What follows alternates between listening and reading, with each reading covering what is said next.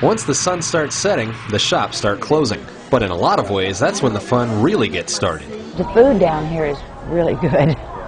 I mean, there's a lot of good places to eat. But any veteran of Texas Antiques Week will tell you there's one place that really stands out. We always eat at Royers. I said people cannot come to Round Top and fully experience it if they haven't had dinner at Royers.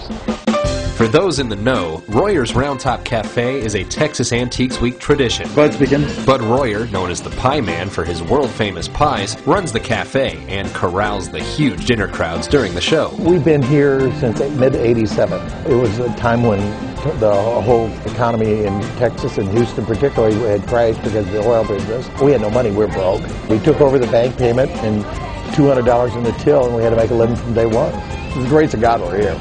And I mean, that was 22 and a half years ago.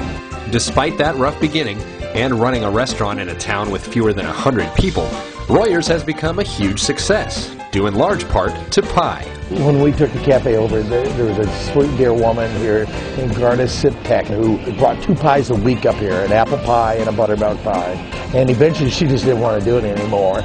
So we had to figure out how to do pies. And I'd been given a recipe before I moved up here of a pie crust, a real simple one. And so first time I ever made a friggin' pie. And it certainly wasn't the last. This week we'll go through 700-800 pies.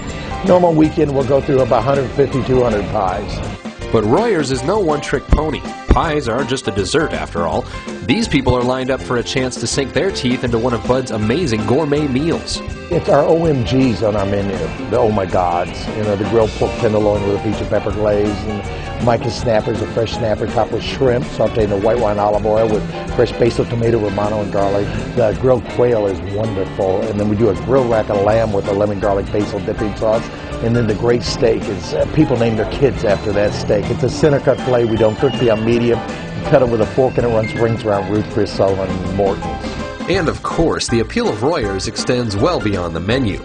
This lady's been coming to Royers every year for a decade, and not just for the food. The steak, the atmosphere, the whole family. We love the story behind the family, and it's just a great place to hang out. It's the last thing that people expect is to come out to the country and to get this type of food and this type of environment and experience and setting, and it becomes a great memory.